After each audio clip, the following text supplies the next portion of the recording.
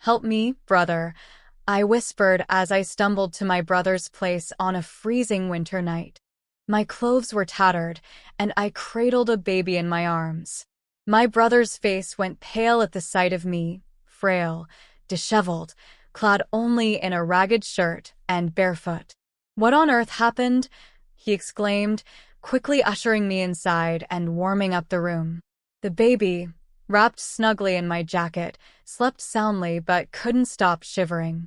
"Who did this to you, my precious little sister?"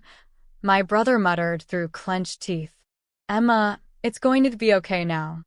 Upon hearing his gentle voice, a wave of relief washed over me, and it felt as if all my strength had drained away. "My name is Laylee. I'm a 27-year-old homemaker with a young son. I used to be a nurse, but I left my job when Max, the son of the hospital director where I worked, proposed to me. I was drawn to Max's kindness and his efficient work style. I have a brother, James, who is 5 years older than me.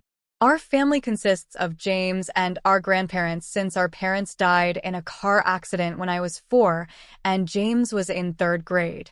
A truck driver, who had fallen asleep at the wheel, collided head-on with their car.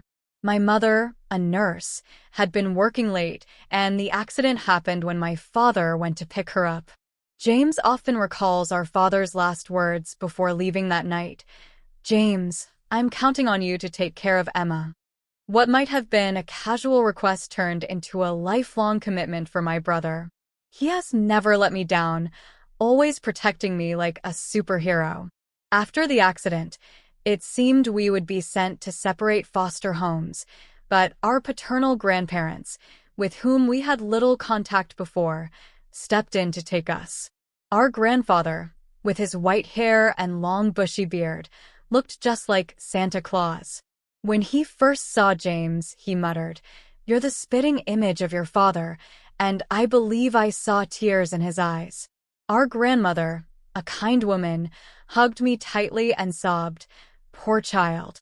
Later, I learned that our father had a falling out with our grandfather and left home seeking freedom instead of continuing the family business. This led to a long estrangement, but our grandparents took us in despite the past. We moved to their home, nestled in the rural mountains. Our grandfather, a renowned potter whose works fetched thousands of dollars, and our grandmother, whose kindness knew no bounds, raised us without financial difficulties. Under their care, James and I grew up happily.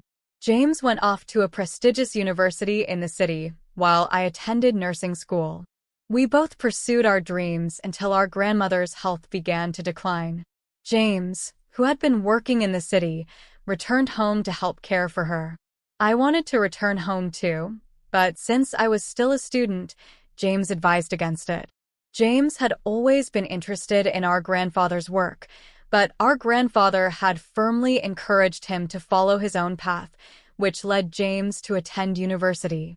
I believe our grandfather regretted forcing our father to continue the family business and didn't want his grandchildren to go through the same experience. However, James insisted on learning pottery from our grandfather. He had always been handy, and pottery suited him well. Besides, James excelled in everything: academics, sports, and he was popular among his friends. He was truly a superhero. While taking care of our sick grandmother, James also learned the trade from our grandfather. After I graduated from nursing school, I started working as a nurse. It was then that Max proposed to me, and we got married. Our wedding was grand, and the joyous smiles of James and our grandfather are what I remember most. James brought pictures of our parents to the wedding. "We all just want you to be happy, Emma, including our late mom and dad," he said, shedding tears openly. Our grandmother, too ill to attend, cried tears of joy when she saw the video of the ceremony. I was truly blessed with a great family. I quit my job as a nurse, moved into Max's family home, and began to support him as a full-time homemaker. We had a child, and my husband was kind. We were living a happy life. Until then, my life had seemed to be smooth sailing. I couldn't even imagine the hellish days that were to come. Not long after, my grandmother passed away. Max attended the funeral with me and comforted me. My grandfather's disappointment was severe. I couldn't find the words to speak to him. While I was busy supporting our grandfather, my brother James dove deeper into his pottery. Half a year had passed when I found myself fleeing to James's place in the middle of a freezing winter night, wearing nothing but ragged clothes and holding a baby in my arms. As James beheld my drastically changed appearance, he was rendered speechless. I stood there, so thin and weak, clad only in a tattered shirt, barefoot. "What on earth happened?" he finally managed to say, ushering me inside and warming up the room. The baby, wrapped in my coat, slept soundly, but I couldn't shake off the shivers that racked my body. "Who did this to my dear sister?" James muttered through clenched teeth. A wave of relief washed over me upon hearing his voice, as if all strength had drained from my body. I didn't want to burden James or our grandfather, but I had no choice. I had to tell them. I began to recount the events at my in-laws' house. Max and I had been living together, but due to my in-laws' insistence that I rest after pregnancy, we moved in with them. My in-laws, both remarried, welcomed us warmly. My father-in-law's kindness was particularly touching, as I had no father of my own. However, my mother-in-law seemed to harbor resentment. "You're flirting with my husband, aren't you, you disgusting woman?" she accused, launching into a campaign of verbal and physical abuse. She disparaged my upbringing, asserting that I could never blend in with their family's affluent background. As if that weren't enough, I found myself facing additional challenges due to a shortage of staff at the hospital as a former nurse. I often found myself called in to assist at the hospital alongside my husband, Max. However, during this time, I noticed something deeply unsettling. Max, being the son of the hospital director, took it upon himself to reprimand the nurses in an unreasonable manner. "Move quicker. You're a nurse getting paid, aren't you? Don't slack off just because my father is lenient.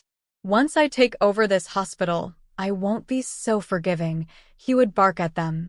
His harsh words towards the hardworking nurses were unreasonable and unjust. Attempting to intervene, I interjected, "Max, don't you think that's too harsh? Everyone here is trying their best." Unfortunately, my husband didn't take kindly to my interference. In front of the other nurses, he flew into a rage, furious that I had dared to stand up to him. Since that incident, Max became distant towards me, perhaps influenced by my mother-in-law, who had been insinuating from the start that I was too soft on him and was taking him for granted. Meanwhile, my father-in-law, though unable to openly oppose his wife, did what he could to protect me. Unfortunately, when my father-in-law fell seriously ill and became bedridden, the situation worsened. Seizing the opportunity, my mother-in-law made me take on all the household chores, treating me like a mere housekeeper. I found myself doubling my efforts, caring for my son, cooking, laundry, and cleaning, all while enduring mistreatment.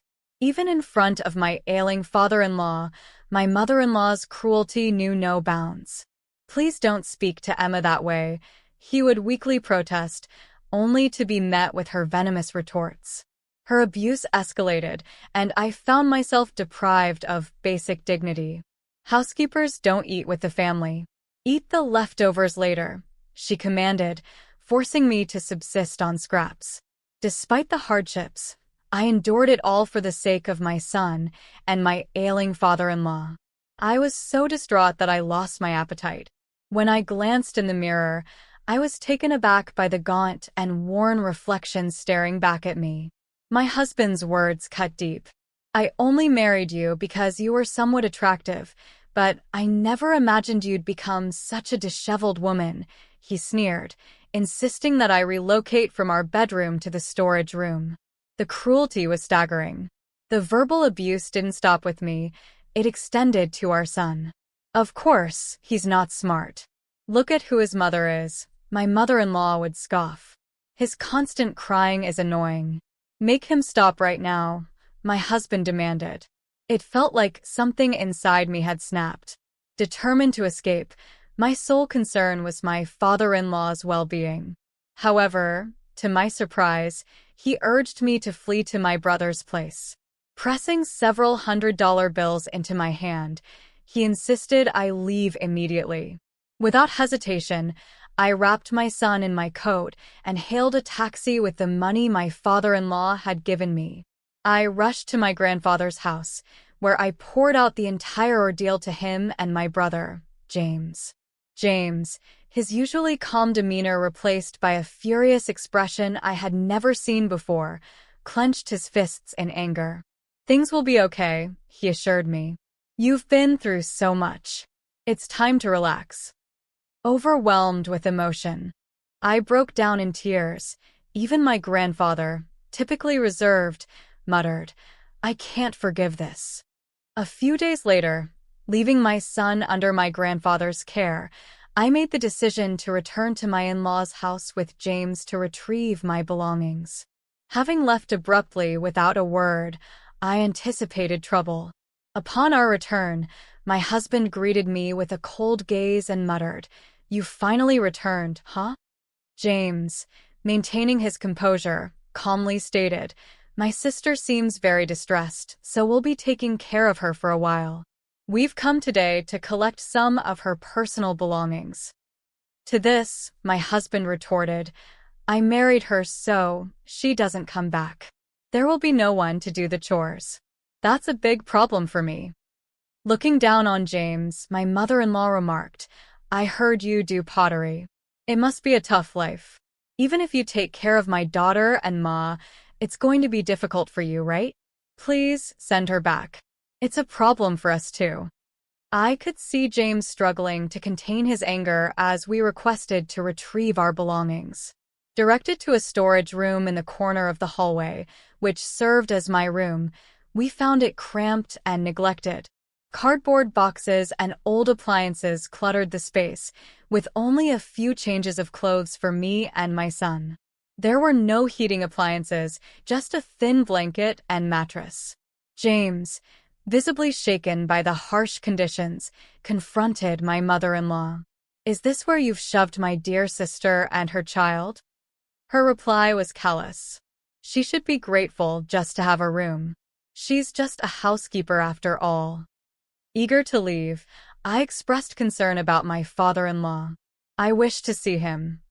He greeted me warmly and quietly handed me something, expressing his regret for not being able to protect me.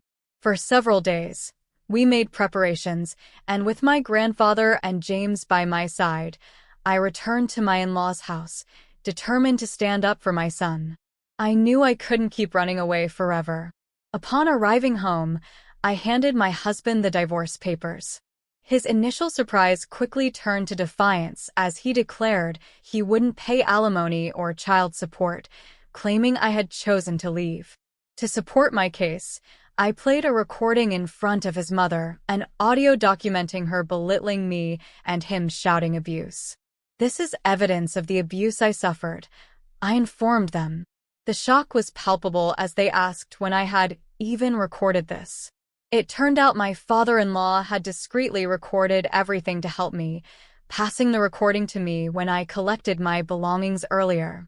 My brother James, who had graduated from law school and passed the bar exam while assisting our grandfather, assured me that I had grounds for divorce. He promised to fight for me wholeheartedly. As the tension escalated, my wheelchair-bound father-in-law appeared, handing divorce papers to my mother-in-law. He too had recorded the verbal abuse he endured and was now ready to divorce, preferring life in a care facility over living with my mother-in-law. He asserted his decision firmly. My mother-in-law's reaction was unexpected. She laughed and declared her willingness to divorce as well, eager to return to her luxurious life. However, the situation took a dramatic turn when my grandfather made a call, announcing his termination of any contracts with a family like ours. It emerged that the major department store run by my mother-in-law's brother was on the brink of bankruptcy.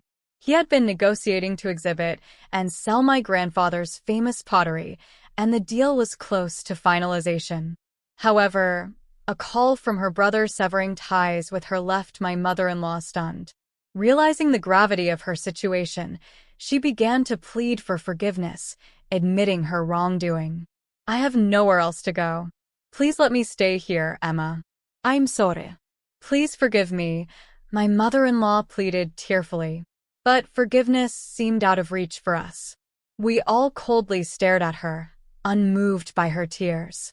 Yet amidst the tension, my husband seemed oblivious to the gravity of the situation. "I'm set to inherit this hospital. If you want a divorce, I'll pay alimony and child support. I'll marry someone younger and prettier than you," he said to me, his words laced with arrogance. However, my father-in-law interjected with a single sentence that changed everything. "The hospital has been sold," he declared, his eyes widening in shock. "What?" My husband's face drained of color as my father-in-law revealed that Max had been orchestrating behind the scenes. "Get out of here right now," my father-in-law screamed at his stepson. My husband, not legally adopted by my father-in-law, had no claim to his assets. In contrast, I, legally adopted by my father-in-law, had been well cared for. Realizing the tide was turning against him, my husband quickly changed his tune, pleading for a fresh start with me. But I coldly dismissed him. Afterward, my son and I found solace and happiness at my grandparents' house. With each passing day, my son cried less, finding joy in playing outdoors. Meanwhile, the divorce proceedings were finalized, the audio tape proving crucial in establishing my mother-in-law's fault. They now live in a small rented apartment, their attempts at finding new jobs faltering. On the other hand, my grandfather enjoys comfort in a high-end senior home, where we visit him often. Max continues his passion for pottery under my grandfather's guidance. Remarkably, my brother found love at a pottery exhibition, hitting a woman with a passion for pottery. As for me, I work as a nurse at a hospital near my grandfather's house, fulfilling my dream inspired by my